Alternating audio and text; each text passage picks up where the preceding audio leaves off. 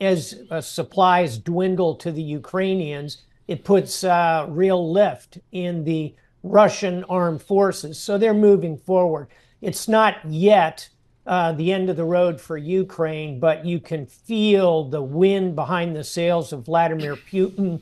And by the way, it's all connected to his arrogance, his impunity in killing Alexander Navalny over the last few days.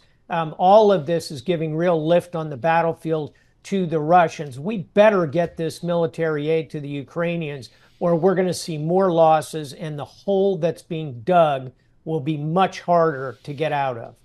Admiral, I think most students of history take away that, boy, the Russian people, the Russian army can take untold amounts of pain and time. Is there any sense that Russia will bend here at all, other than, I guess, a superior military?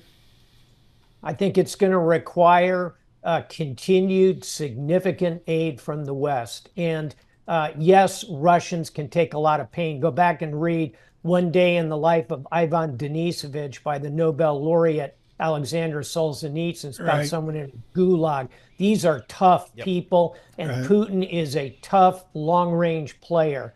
But his soldiers are dying in the hundreds of thousands. Hundreds of thousands of young men have departed the country, Russia, to avoid the draft. Long term, it's not a good hand of cards. We just need to keep our foot on the accelerator.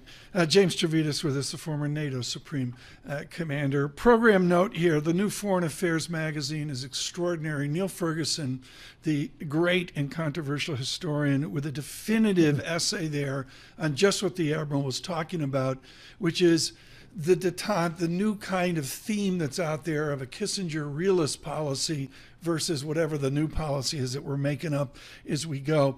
I want to go to our conversation, Admiral, on Bloomberg Surveillance moments ago with a member of the Biden administration. And John Farrell asked the money question. What about India?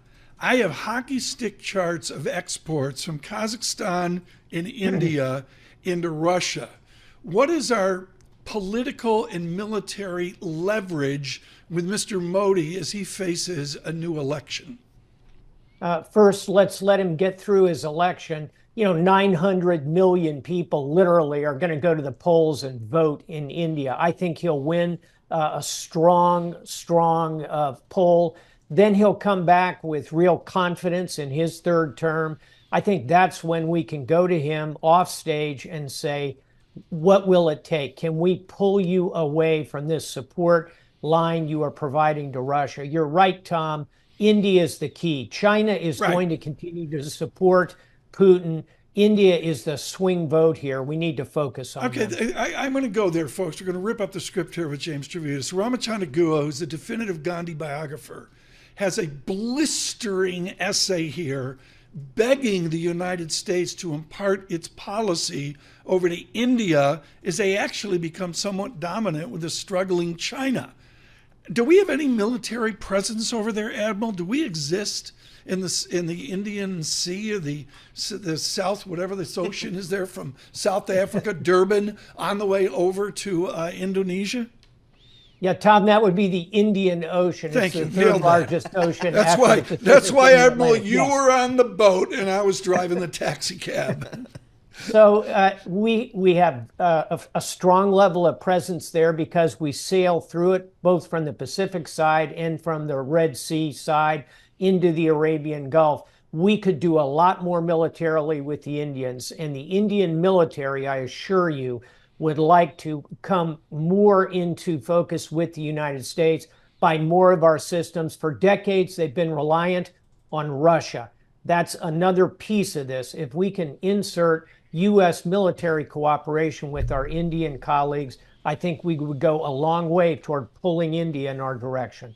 Admiral, let's pivot slightly to the Middle East. Talk about another challenging situation there. What is your most up-to-date view of how this is playing out and is likely to play out over the coming weeks?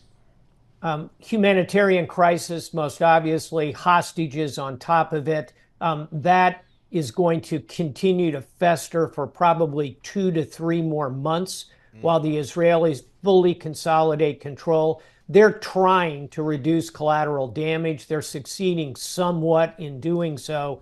That frame is going to freeze in 2 to 3 months. Then a peacekeeping force will come in. Things will deaccelerate at that point. The one I'm watching from an investment perspective are the attacks, the Red Sea, the potential effective closure of the Suez Canal by the Houthis. We're going to need to put more military missiles on targets ashore in order to stop that and keep the global commerce open. Those are the two main things I'm watching.